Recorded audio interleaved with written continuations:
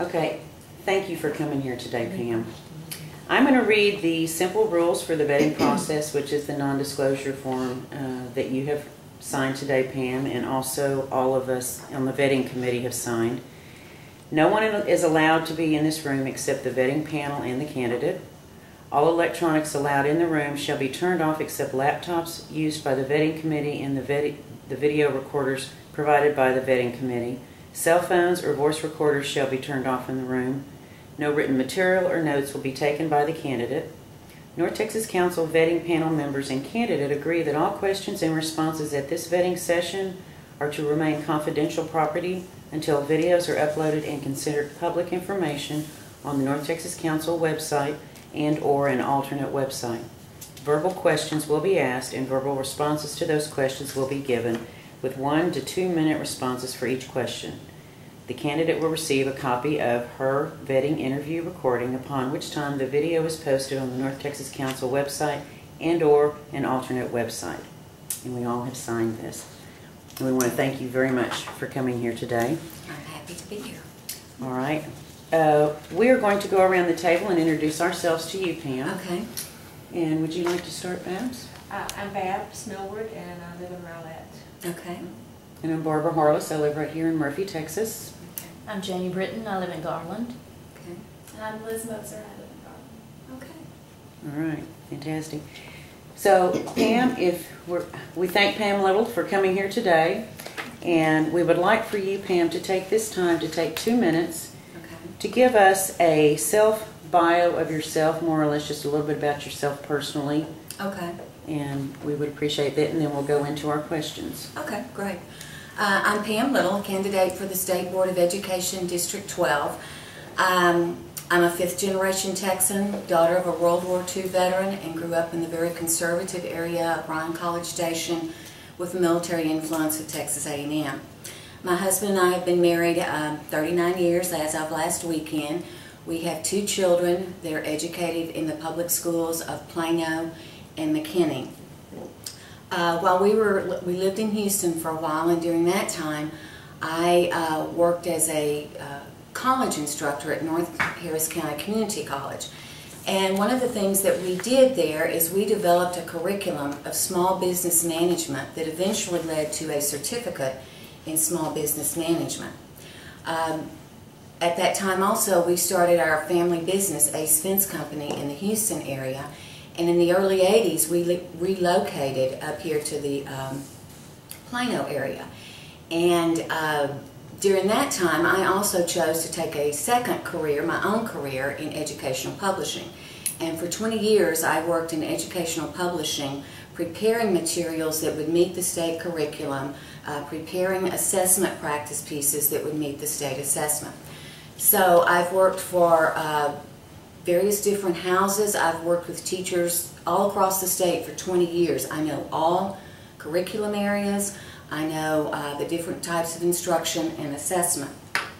I retired in 2008 as a regional vice president at McDougall-Littell, and when I retired I had budget responsibilities of over $40 million and 25 direct reports.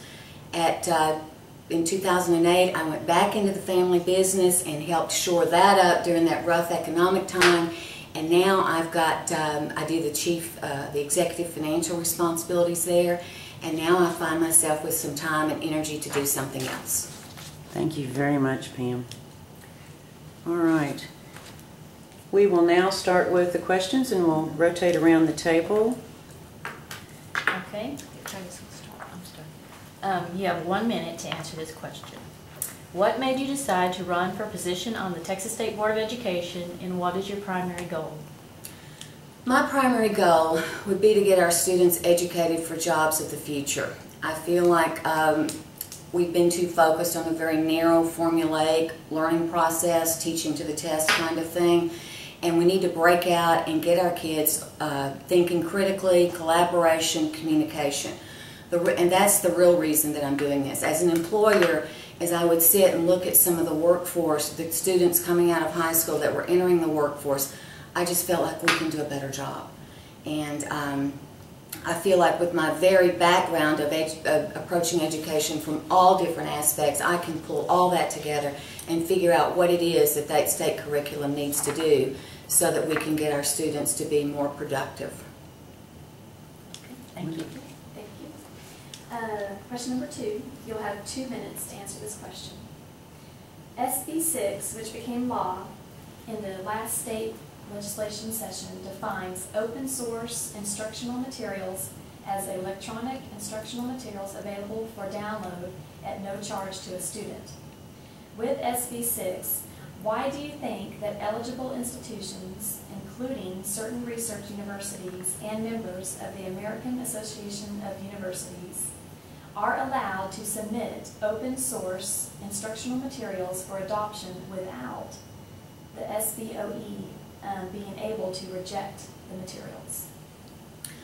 Why do I think was part of the, why did the Senate do that? Is that the question? Yes. Okay. Well, Senate Bill 6 certainly changed a lot of things in the State Board of Education process. As to what their motivation was behind doing that, I don't know that I can speak for that. I was a little surprised that that happened. My concern is that just pretty much opens it up into anything a district wants to use, they can use. And I think that's a little dangerous. I think there needs to be some sort of process that goes through some type of process. A big concern I have is the quality of materials, you know, the content in addition to the quality. The only thing that I can think of is that maybe the reason they did that would be a cost-saving mechanism, because open source are things that you don't have to pay for, and maybe that was their thinking behind that would be a cost savings. Other than that, like I said, I was really a little surprised about that would be their only motivation for doing something like that. So. Okay. Thank you. This question, you have 2 minutes to answer this question. With passage of SB 6, local school districts will be given their own allotment of funds and more flexibility to purchase textbooks, open source instructional materials, and computer equipment, as well as pay for salaries and training of technology personnel with less oversight by the SBOE. Do you see this as a good thing? If yes, why? If not, why not? I'm going to have to answer that one sort of a yes or no thing. One of the ways I see that as being a good thing for the districts is I think teachers will take more ownership and interest in evaluating the materials. What I would see is when I was working with the publishing company is the teachers, what the process that would happen is the state board would say pick 5 programs that they felt like met the state TEKS, and then the teachers individually would choose an individual program. And what I felt like was happening with that is the teachers weren't really putting that much care into it. It was like, oh well, just pick one, they're all kind of the same. And they weren't really going and doing a lot of individual evaluation. So I hope from that standpoint, where they feel like that it is their money that they're spending, that they will do a more diligent analysis of these materials and hopefully look for the quality in them, because they were all very different. And hopefully that they will look for more quality in them. I am very concerned that the downside of that is I feel like, and with my background in publishing, I feel like what may happen here is the publishers may not put the money into developing products that they used to, because they're not going to be taking the big bucks out of the state that they used to. So I feel like we've got to be very careful of what are the publishers going to bring in now. Are they just going to go pick some old product off of their shelf, put a few Texas labels in it, and throw it in here? Whereas before, they would go to a lot of extra diligent work to develop a program that was really to meet the Texas standards and to meet the things that Texas was encouraging their students to teach and to learn. So those are my thoughts on it. Great. Thank you. All right, Pam, you're going to have 1 minute on this question. Thomas Ratliff was an active lobbyist when he ran for State Board of Education, but this information didn't come out until after he was elected. Have you ever been a lobbyist, or do you have any other potential conflicts of interest that others might perceive as influencing your State Board of Education service? And you have 1 minute. I do not have any conflict of interest. I know there were some people that were concerned because I had been with a publishing company that I would be lobbying for the publishers. I retired in '08 and know that it would be my goal to make publishers more accountable, because I do know some of the things that have gone on in the background. And I feel like with my knowledge, they can be more accountable. So that's my goal. Wonderful. Thank you. Okay, you have 2 minutes to answer this question. Education Week, June 2010, states that Democrats and some Republicans, including Texas State Senator Kel Seliger, plan to push bills in 2013 that will rein in SBOE authority or abolish it altogether. This is not just a Texas issue. In Iowa, Republican Senator Brad Zahn introduced Bill number 2371 to eliminate Iowa's Department of Education and state school board. This bill moves authority to regents and councils that are unelected and unaccountable to the people. What are your thoughts on this, and what will you do to keep the authority of the elected SBOE?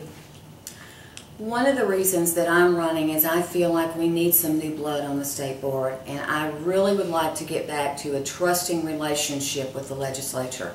I have seen, you know, I'm watching for 20 years observing the state board, I have seen the power, the control gradually taken away from them. And I don't think that's the right thing to do. I think we need to get back to trusting the state board.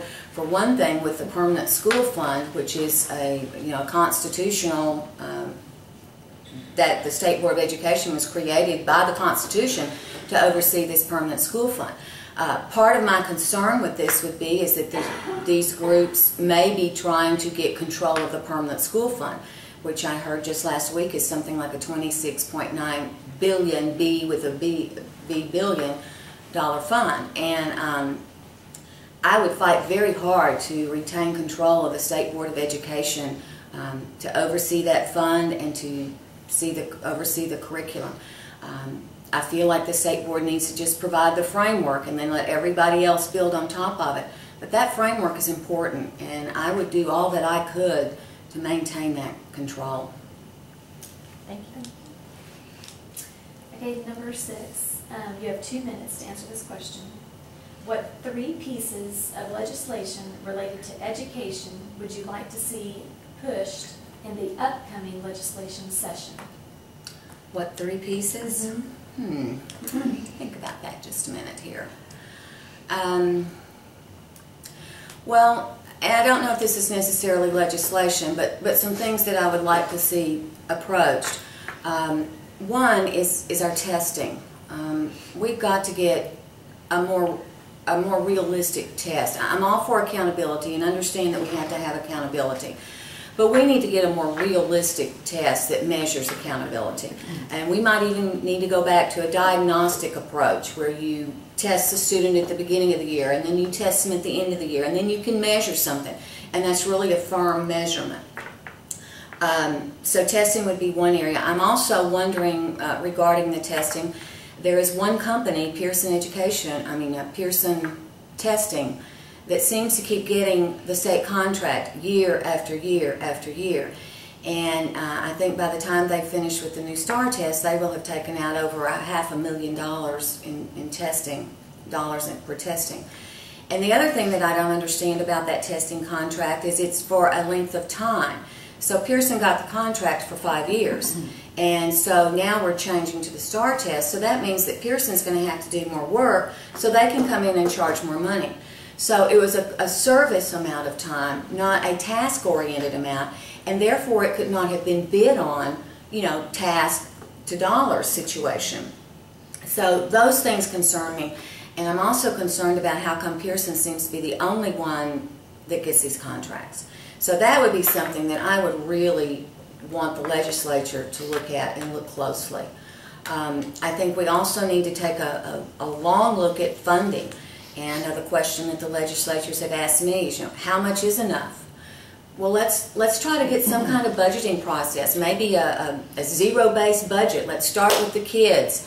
They're the most important thing. And then add the teachers. And then add as we go up so that we know how much our education is going to cost. Thank you.